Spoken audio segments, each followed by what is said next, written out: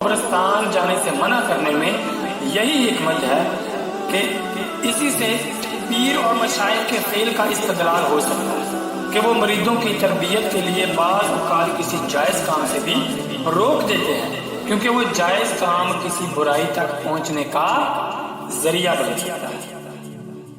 اس کے بعد فَتَكُونَ مِنَ الظَّالِمِينَ، ورنہ تم زیادتی کرنے والوں سے ہو جاؤ۔ ظلم کا معنی ہے کسی شے کو اس کی اپنی جگہ کے علاوہ کسی اور جگہ رکھنا، اور یہاں آیت میں ظلم خلاف اولا کے معنی میں ہے۔ یاد رہے کہ انبیاء کرام علیہ السلام کو ظالم کہنا گستاخی اور توہین ہے، اور جو انبیاء کرام علیہ السلام کو ظالم کہے وہ کافر ہے۔ اللہ تعالیٰ مالک اور مولا ہے، وہ اپنے مقبول بندوں کے بارے میں جو چاہے فرمائے، کسی دوسرے کی کیا مجال کہ وہ انبیاء کرام علیہ السلام سے متعلق کوئی خلاف ادب کلمہ زبان پر لائے اور اللہ تعالیٰ کے اس طرح سے خطابات کو اپنی جرت و بیبا کی دلیل بنائے۔ اس بات کو یوں سمجھیں کہ بادشاہ کے ماں باپ بادشاہ کو ڈانٹے اور یہ دیکھ کر شاہی محل کا جمعدار بھی بادشاہ کو انہی الفاظ میں ڈانٹنے لگے تو اس احمق کا کیا انجام ہوگا؟ یا آپ خود سوچو۔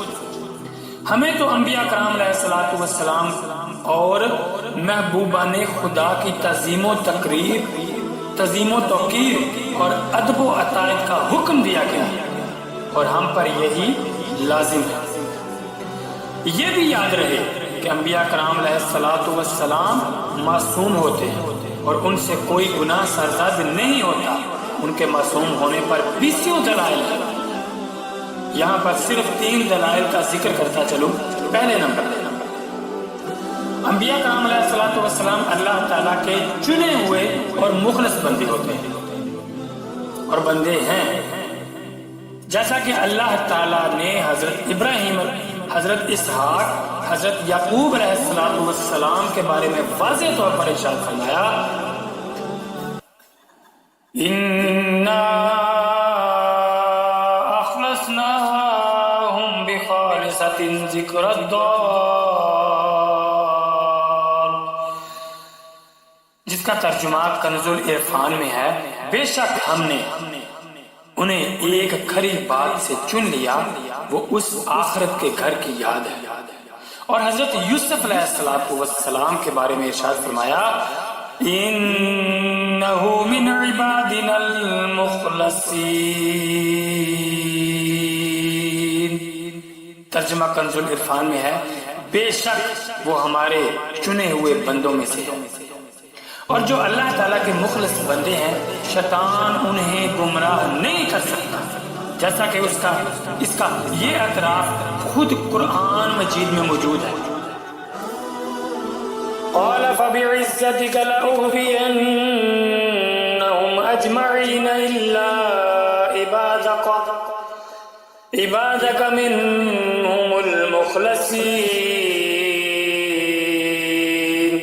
ترجمہ کنز العرفان میں ہے، اس نے کہا تیری عزت کی قسم ضرور میں ان سب کو گمراہ کر دوں گا مگر جو ان میں تیرے چنے ہوئے بندے ہیں۔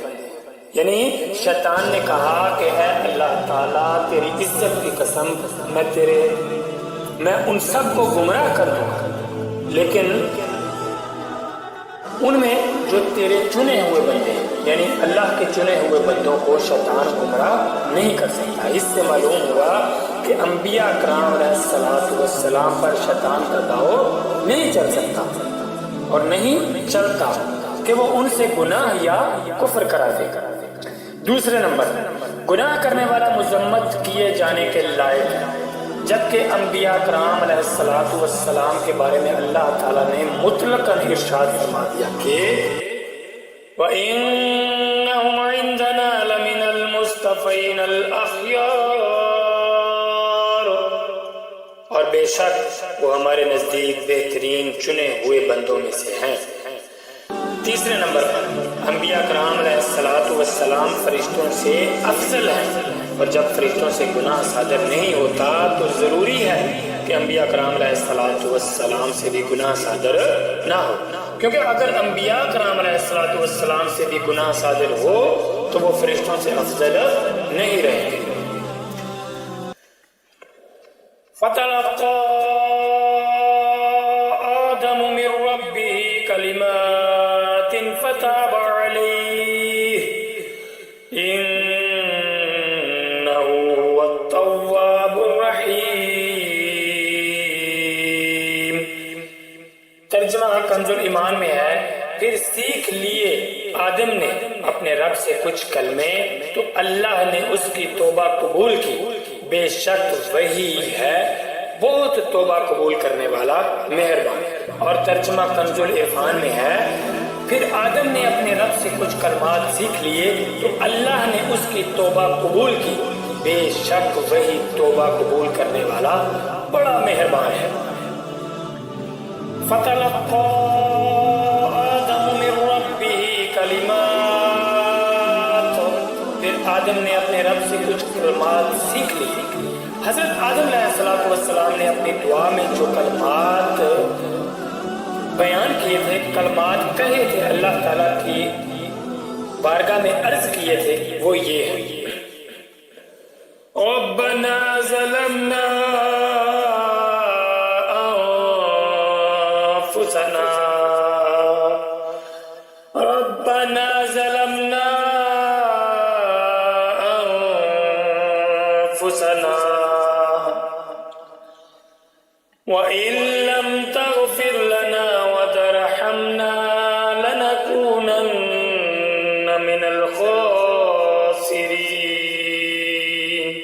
اے ہمارے رب، ہم نے اپنی جانوں پر زیادتی کی، اور اگر تو نے ہماری مغفرت نہ فرمائی اور ہم پر رحم نہ فرمایا تو ضرور ہم نقصان والوں میں سے ہو جائیں گے۔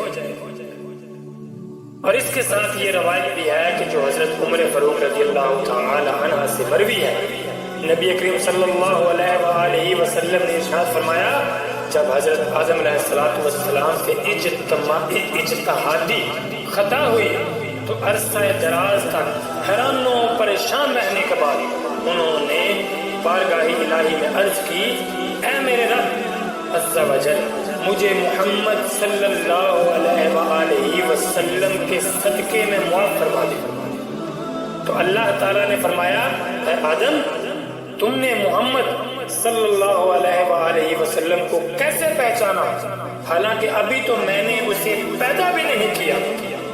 تو حضرت آدم علیہ السلام نے عرض کی، اے اللہ عز و جل، جب تو نے مجھے پیدا کر کے میرے اندر روح ڈالی اور میں نے اپنے سر کو اٹھایا تو میں نے عرش کے پایوں پر لا الہ الا اللہ محمد الرسول اللہ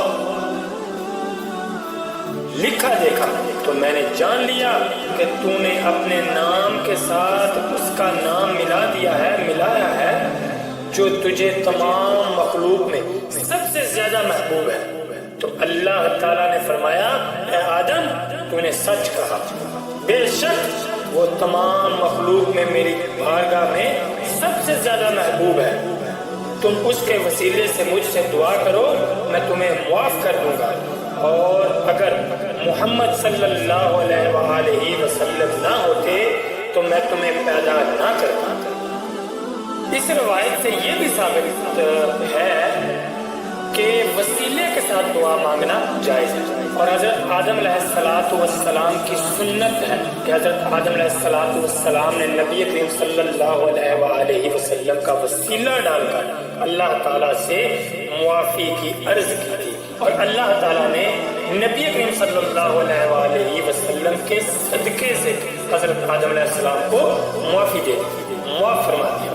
یہ یاد رہے کہ اللہ تعالیٰ پر کسی کا حق واجب نہیں ہوتا، لیکن وہ اپنے مقبولوں کو اپنے فضل و کرم سے حق دیتا ہے، اور اسی فضل و کرم والے حق کے وسیلہ سے دعا کی جاتی ہے۔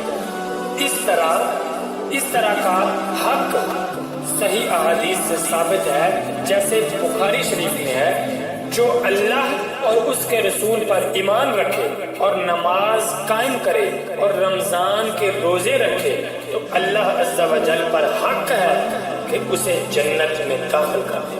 اللہ اکبر کبیرہ. آیت میں توبہ کا لفظ بھی ہے.